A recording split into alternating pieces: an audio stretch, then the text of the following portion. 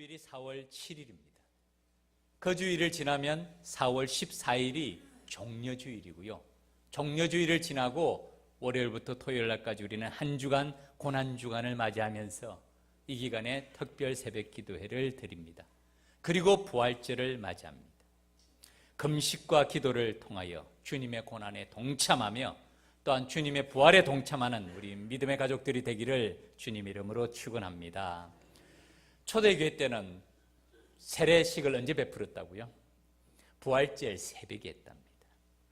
부활절 새벽에 세례식을 왜 베풀었을까요?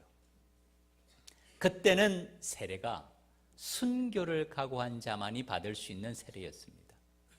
초대교회 때의 이 시험과 환난은 극심했어요. 세례를 받는다는 것은 죽으면 죽으리라는 각오가 없이는 세례를 받을 수가 없었습니다.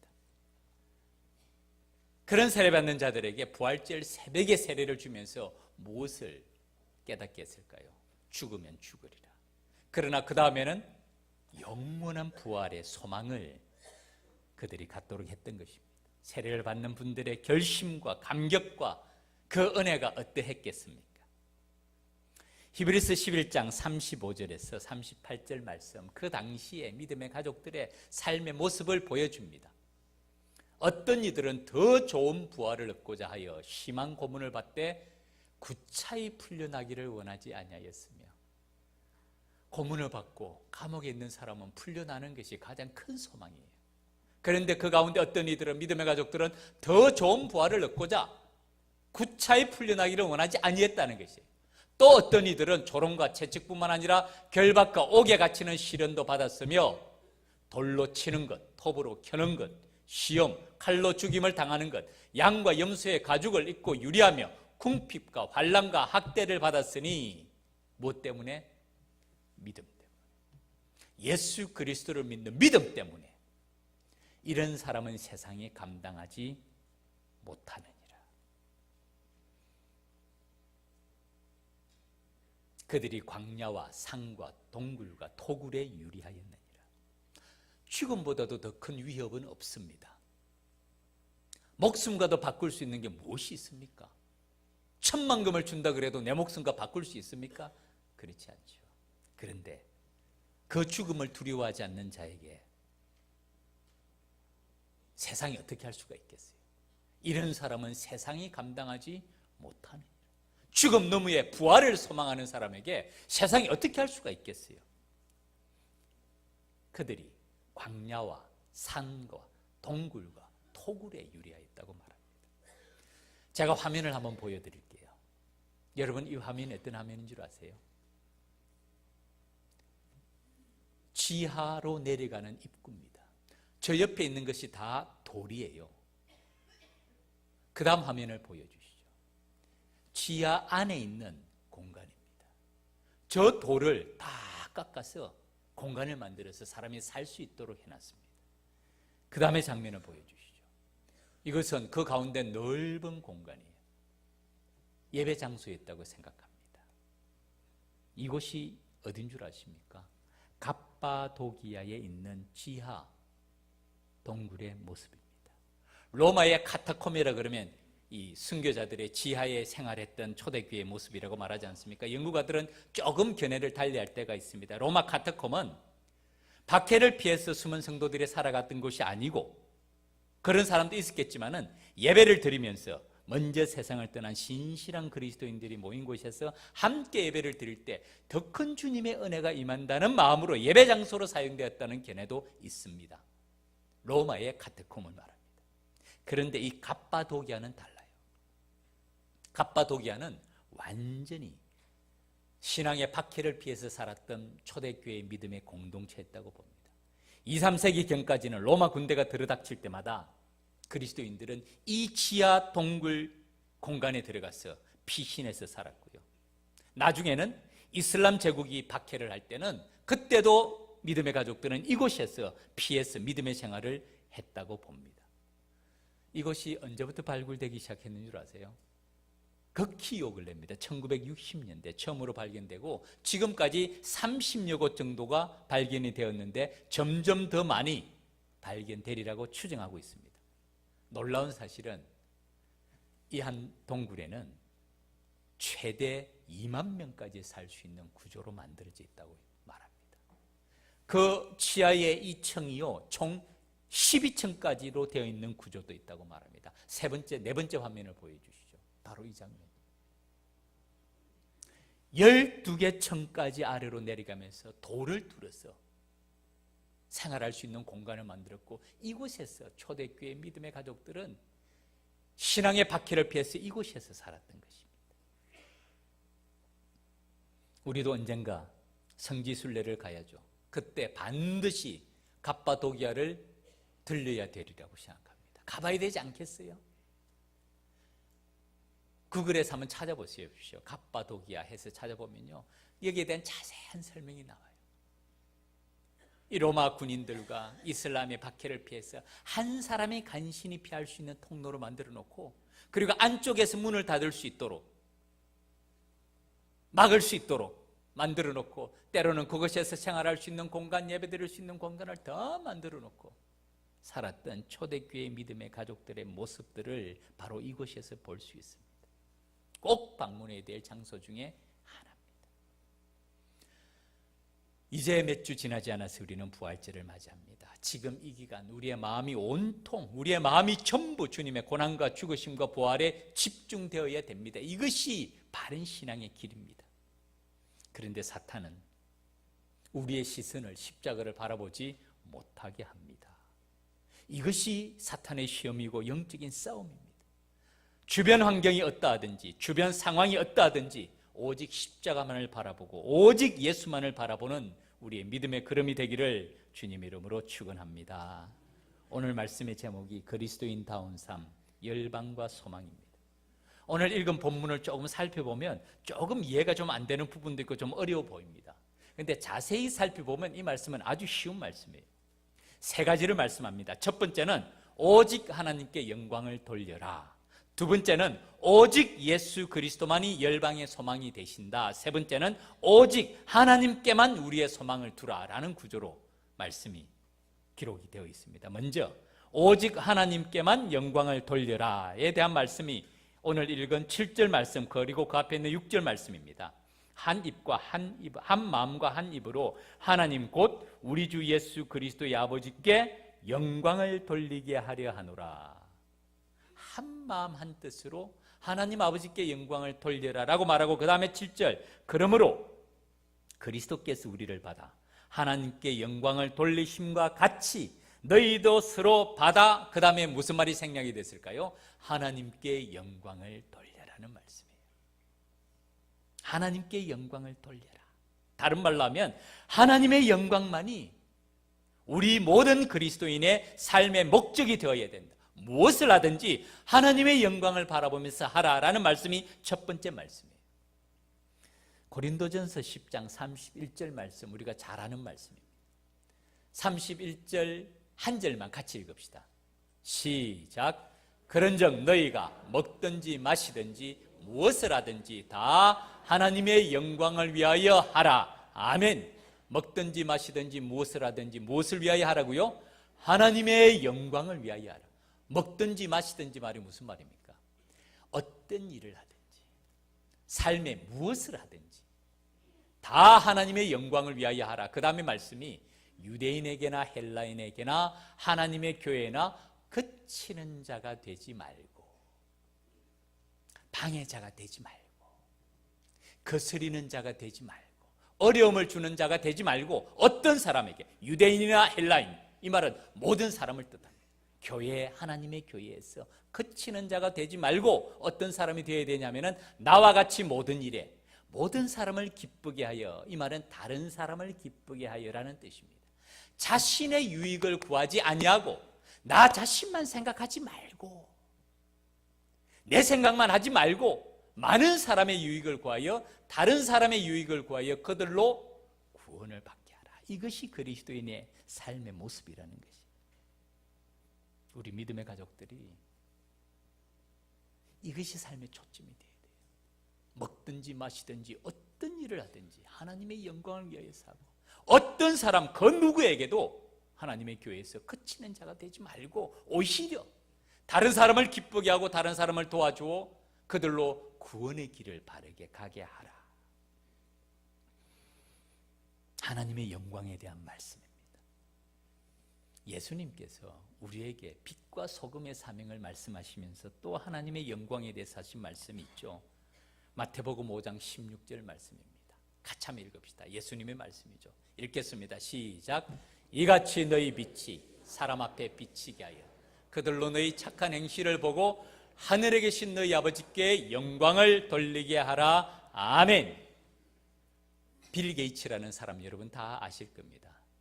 마이크로소프트 월드의 회장이죠. 그 안에 이멜다 여사라는 사람과 함께 이분이 아프리카 지역의 에이즈 대치 운동에 엄청난 투자를 하고 있다는 소식을 아마 여러분도 알고 있어요. 천문학적인 돈을 투자하면서 선한 일을 하고 있습니다. 착한 일이에요. 좋은 일이에요. 나쁜 일이 아닙니다. 이와 같이 선한 일, 착한 일을 해야 됩니다. 그런데 그 선한 일, 착한 일을 하는 마음의 동기가 어디 있을까요? 한 번 더 보여주시죠. 이같이 너희 빛이, 우리의 선한 행실을 말합니다. 사람 앞에 비치게 하여 사람들 하여금 보게 하라는 것이에요. 사람들 앞에 비치게 하라는 거예요. 사람들 숨어서 산속에서가 아니고 세상 속에서 비치게 하여 그들로 너희 착한 행실을 보고, 믿지 아니하는 사람들, 세상 사람들이 우리의 착한 행실을 보고 우리의 목적은 하늘에 계신 너희 아버지께 영광을 돌리기. 이게 우리의 근본 동기입니다. 다르죠? 차원이 달라요. 이것이 선행, 그리스도를 닮아감 선행의 마지막 말씀이에요. 우리가 세상에서 좋은 일, 선한 일, 착한 일 많이 해야 됩니다. 그런데 그 마음의 동기는 바로 이것이 하늘에 계신 너희 아버지께 영광을 돌리게 하라. 사랑하는 믿음의 가족 여러분, 하나님의 영광을 위하여서 일할 수 있는 기회가 있다면 절대로 놓치지 마세요. 다른 말로 하면 하나님을 위하여서 내가 희생하고 헌신할 수 있는 기회가 있다면 절대로 놓치지 마세요. 그런 기회가 항상 있는 것 아닙니다. 제가 어느 한 분의 글을 기억합니다. 순교가 쉽더냐라는 글이에요. 이 선교사가 쓴 글이에요. 선교사가 쓰면서 이 순교의 각오에 대해서 말하면서 순교가 쉽더냐는 말은 순교를 하기 어렵다는 게 아니고 아무나에게 순교의 기회를 주시지 않는다는 거예요. 순교의 기회가 쉽지 않다는 거예요. 우리가 평상시에는 혼장담하죠. 주님을 위해서 무슨 일이든지 다 한다고 말하는데 진짜 순교의 기회가 왔을 때 우리가 어떻게 행동할지는 아무도 몰라요. 아무도 모릅니다. 순교가 쉽더냐? 하나님의 영광을 위할 수 있는 기회가 항상 있는 것 아니에요. 하나님이 기회가 주셨을 때, 하나님이 기회를 주셨을 때 놓치지 아니하는 것, 이것이 우리 삶의 가장 중요한 가치가 되어야 된다는 것이죠. 제자훈련 마지막 과가 작은 예수가 되라. 첫 과가 순종하는 생활입니다. 제가 그거 공부를 하면서 제 마음속에 참 많은 은혜를 받았어요. 첫 글이 이렇게 시작이 됩니다. 믿음 있는 사람은 즐겁게 순종합니다. 믿음 있는 사람은 순종합니다. 어떻게 순종한다고요? 즐겁게 순종합니다. 순종하는 것을 보면 믿음을 알 수 있고, 믿음 있는 사람은 순종하게. 믿음과 순종은 하나예요. 믿음 있는 사람은 순종하는데 즐겁게 순종한다. 즐겁게 순종하는 것을 보고 그가 믿음이 있구나 하는 것을 알게 된다는 것입니다. 이것이 믿음 있는 사람의 특징입니다. 이것이 하나님의 영광을 위한 삶이에요. 순종의 삶이 하나님의 영광을 위한 삶입니다.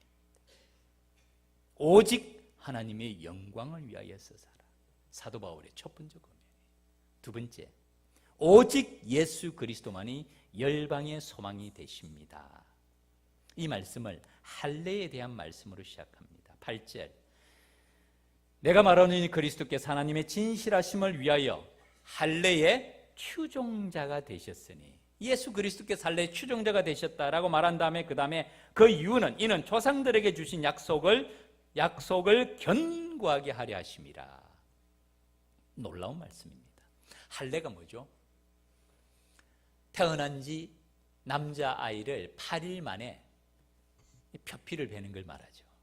이것은 모세가 하나님을 시내산에서 만났을 때 하나님과 맺은 약속, 언약이에요. 나는 너희 하나님이 되고 너희는 내 백성이 되는데 내 자녀라는 내 백성이라는 표시를 두 가지로 줍니다. 첫 번째는 할례예요. 그래서 난지 8일 만에 할례를 받는 것은 이건 매우 중요한 언약입니다. 그날이 안식일이 되든지 그날이 대속죄일이 되든지 어떤 날에 상관없이 반드시 8일 만에 할례를 해야 돼요. 약속이기 때문에.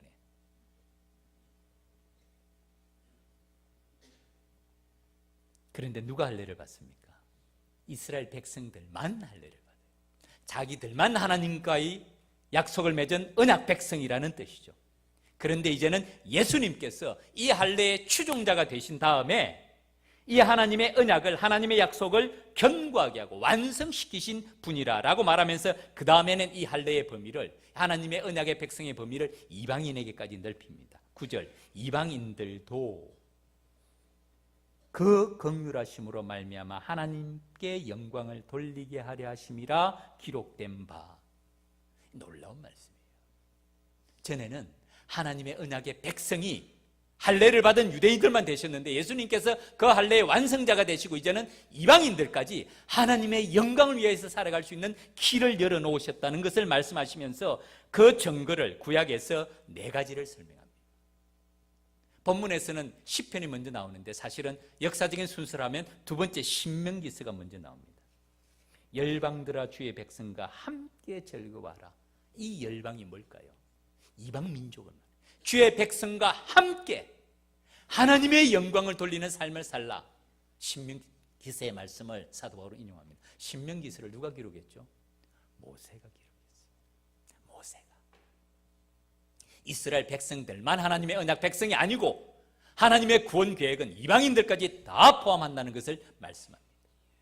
그 다음에 시편에서 2가지를 말씀하는데 첫 번째, 그러므로 내가 열방 중에서 주께 감사하고 주의 이름을 찬송하리로다. 이 말씀을 시편 18편 49절 말씀을 직접 한번 보시죠. 오늘 본문에서는 그러므로 내가 열방 중에서 주께 감사하고 주의 이름을 찬송하리로다 하는데 시편 18편 49편에서는 9절에서는 뭐라고 말씀합니까? 같이 한번 읽겠습니다. 시작. 여호와여 이름으로 내가 이방 나라들 중에서 주께 감사하며 주의 이름을 찬송하리다. 아멘. 열방이 여기서는 뭐라고 표현되어 있죠? 이방 나라예요. 이방 나라, 이방 민족, 이방 백성, 모든 백성이 열방이라는 뜻에 포함이 되어 있습니다. 그리고 마지막에는 이사야서 말씀을 한 번 더 인용합니다. 또 이사야가 이르되 이새의 뿌리 곧 열방을 다스리기 위하여 일어나시는 이가 있으니. 이새가 누구죠? 다윗의 아버지예요. 다윗의 아버지. 이새의 뿌리라는 말은 다윗의 자손, 그 아버지의 자손, 이새의 뿌리, 다윗을 얘기합니다. 열방을 다스리기 위하여. 이 말은 이방 민족, 이방 나라, 모든 백성, 모든 나라를 말합니다. 일어나시는 이가 있으리니 열방이 그에게 소망을 두리라.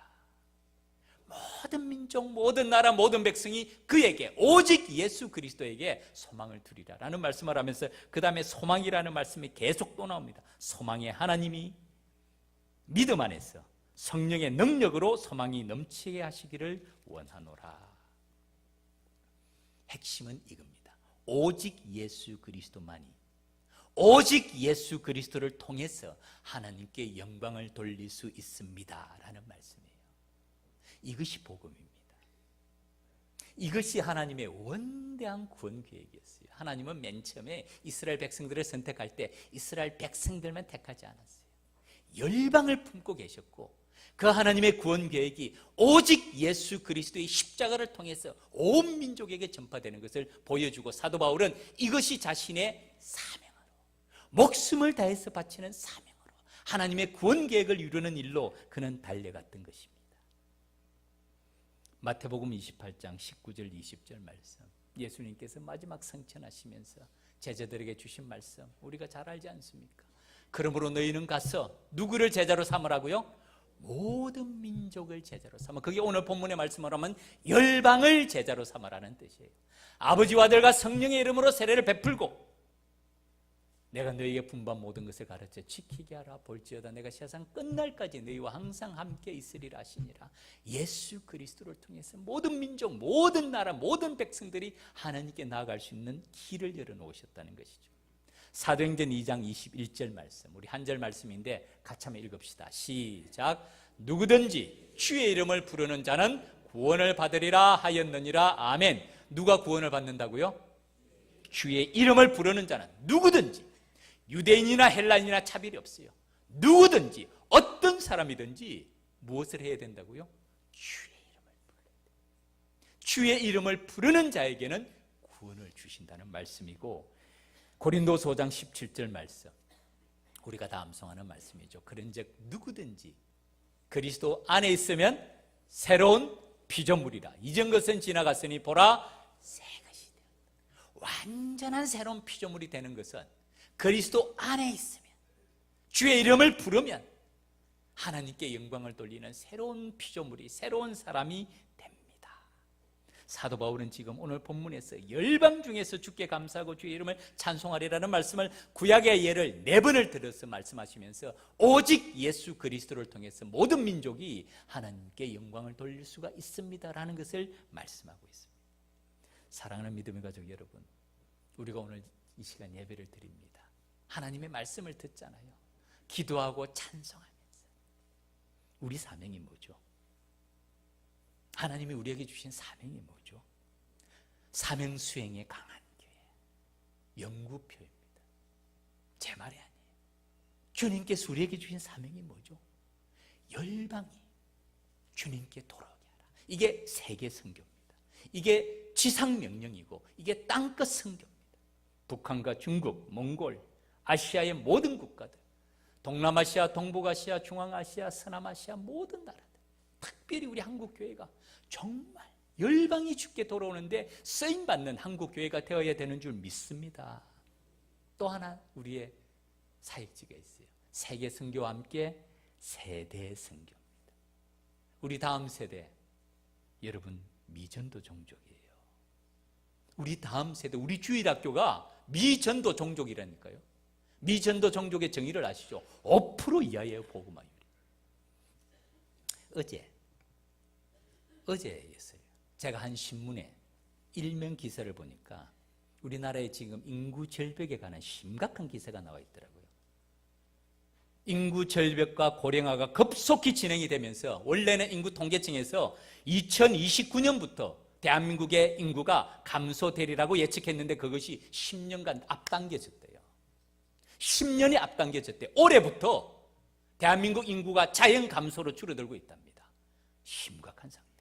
제가 지금 정확한 연도는 기억 안 나는데 2026년인가가 되면 우리나라 인구의 50% 이상이 62세가 된답니다. 고령화가 눈앞에 다가와 있어요. 10년 전 정도 됐죠. 우리 청년들이 유행했던 말이 있죠. 3포 시대. 연애 포기, 결혼 포기, 취업 포기, 현실로 나타납니다. 현실로 지금 통계적으로 나타나고 있는 겁니다. 놀라운 사실이에요. 2029년부터 대한민국 인구가 자연 감소하리라고 생각했는데 10년이 앞당겨졌다는 것은요, 이거는 경고등이 켜진 겁니다. 올해부터 인구가 줄어들고 있다는 말씀입니다. 그 가운데서 우리 다음 세대, 믿음의 세대로 여러분 어떻게 세우고 있습니까? 제가 자주 말씀드리죠. 하나님이 한국 교회에게 주신 마지막 골든타임 10년을 잃어버리지 말라고. 지금이에요, 지금. 마지막 이 10년을 잃어버리지 말라는 말씀입니다. 우리 교육자들이 한 책을 스터디하고 있습니다. 벤치마킹을 하고 있어요. 사실은 아이들이 교회로 몰려온다라는 책인데 어느 한 교회에, 자기 교회의 실제 사례를 기록해 놓고 있는 책입니다. 중소도시 한 교회인데 아이들이 엄청나게 부흥하고 있어요. 주일학교가. 대부분 그렇지 않아요. 99%는 그렇지 않아요. 그런데 그 교회는 어떤 일 때문에 그런 일이 생기는지를 우리 교육자들이 함께 같이 스터디를 하고 있습니다. 그 가운데 이런 통계가 나와요. 우리 중고등부 아이들이 교회 안 나오는 이유가 뭔 줄 아십니까? 공부 때문에 그렇다고 생각하세요? 몰라서 그래요. 천만의 말씀이에요. 공부 때문에 교회 못 나옵니다. 100명 중에서 7명도 안 돼요. 7명도. 그리고 부모가 교회 가지 말라 그래서 못 갑니다. 2명도 안 돼요. 아이들이 교회 안 나오는 첫 번째 이유는요, 종교 자체가 싫답니다. 교회 가는 자체가 싫어요. 그게 몇 프로인 줄 아세요? 그건 50%, 48%예요. 왜 그렇게 됐을까요? 왜 그렇게 됐다고 생각하세요? 전 부모님의 책임이라고 생각하지는 않습니다. 교육이에요, 교육. 교육의 현장에서 뭘 배우고 있는지 우리가 주의 깊게 살펴봐야 돼요.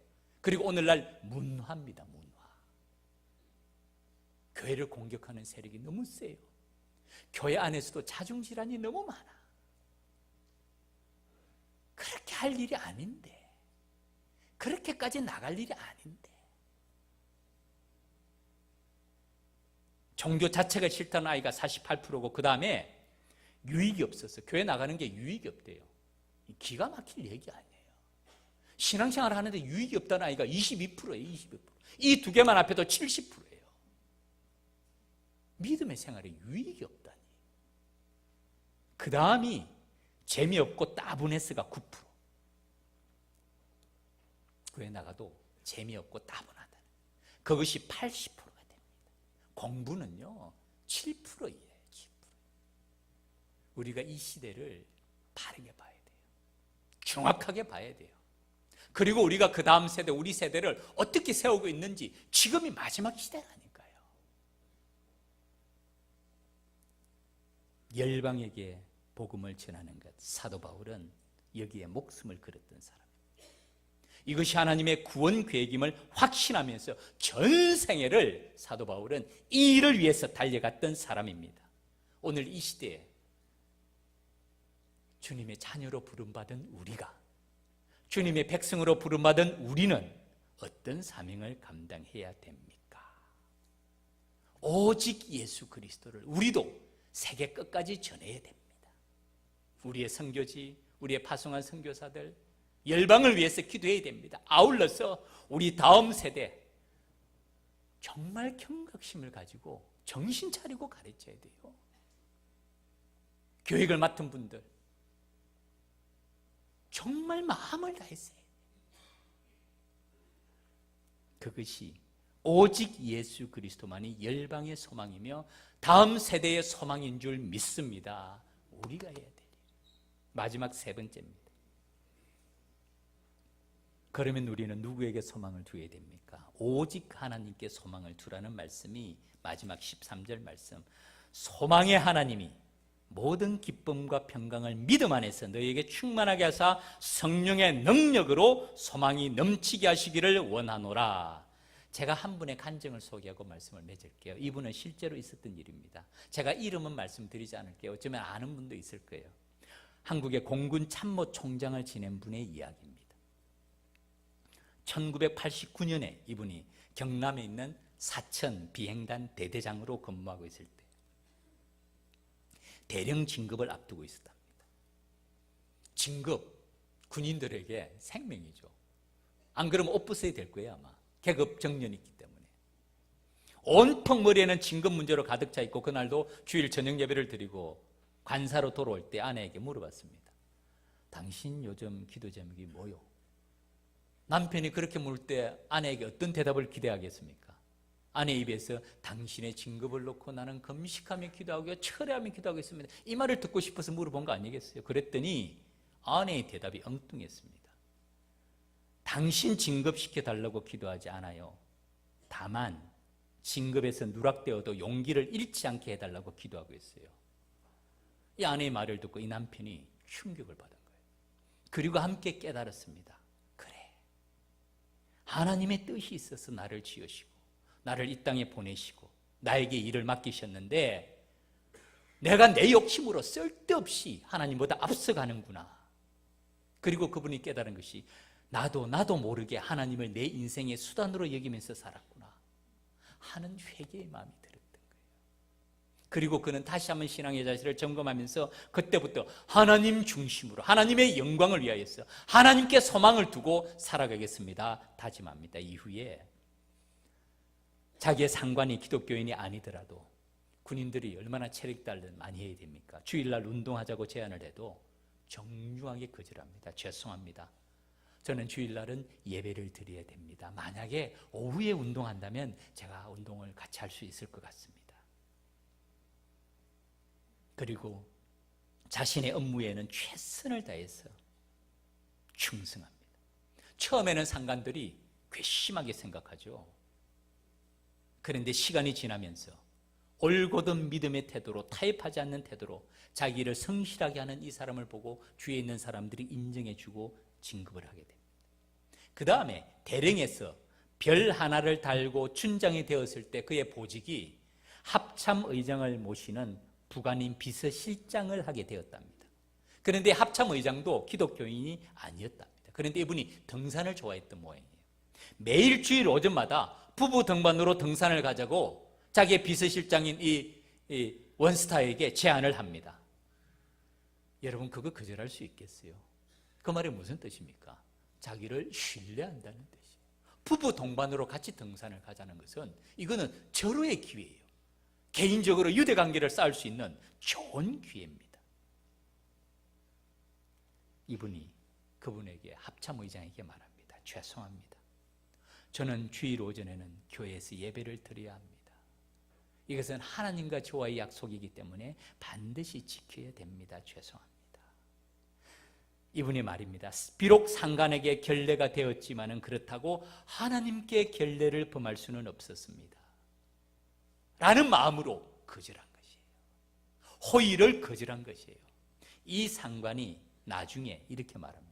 맨 처음에 그 소리를 들었을 때는 전혀 상상하지 못한 답변이라서 당황했다고 얘기합니다. 누가 그걸 거절할 수가 있겠어요? 그런데 쭉 지켜보니까 저놈은 제대로 믿는 것 같다는 느낌이 들어서 후하게 평가해주고, 그래서 이분이 원스타에서 투스타로, 투스타에서 쓰리스타로 진급하고 난 다음에 2005년 10월 드디어 대한민국 공군의 수장인 공군 참모총장의 자리에 올랐다는 분의 간증입니다. 제가 이름은 말씀드리지 않겠어요. 아마 아시는 분도 있을 겁니다. 이분의 고백입니다. 이분의 삶을 뒤돌아보면 늘 자신 앞에는 두 갈래의 길이 있었다고 말합니다. 그 한 갈래의 길은 하나님께 소망을 두고 하나님의 말씀에 순종하면서 살아갈 것인가, 또 다른 길은 세상에 소망을 두고 세상을 바라보면서 살아갈 것인가. 이 선택의 길이 항상 놓여 있었지만은 그때마다 하나님의 영광을 바라보면서 하나님께 소망을 두고 그 안의 말을 생각하면서 쉬운 길이 아닌 옳은 길을 선택했다고 고백을 합니다. 이것이 하나님의 영광을 위한 참된 그리스도인들의 모습인 줄 믿습니다. 여러분, 군대 생활 쉽습니까? 사회생활이 쉽습니까? 학교 생활이 쉽습니까? 직장 생활이 쉽습니까? 어떻게 그리스도인으로 살아갈 수가 있을까요? 소망을 하나님께 두지 않은 사람들은 감당하기 힘듭니다. 소망이 뭡니까? 희망을, 우리의 꿈을, 우리의 비전을 하나님께 둔 사람이 가야 될 길이 있고, 그렇지 않은 길이 있다는 것이에요. 소망의 하나님이 모든 기쁨과 평강을 믿음 안에서 너에게 충만하게 하사 성령의 능력으로 소망이 넘치게 하시기를 원하노라. 다음 주일이 종려주일입니다. 고난주간을 맞이합니다. 부활절을 맞이할 것이에요. 말씀드린 대로 사랑하는 믿음의 가족 여러분, 지금 우리의 관심과 시선이 어디에 가 있습니까? 십자가를 바라봅니까? 믿음의 주여 또 온전케 하시는 예수를 바라보고 있습니까? 아니면 우리 마음속에 온통 엉뚱한 생각으로 가득 차 있습니까? 왜 그렇습니까? 이것이 영적인 싸움이에요. 이것이 영적인 싸움이에요. 바라기는 우리의 소망을 하나님께 두고 성령의 능력으로 하나님이 주시는 소망이 넘치는 삶을 살아가는 저와 여러분이 되기를 주님 이름으로 축원합니다. 기도드리겠습니다.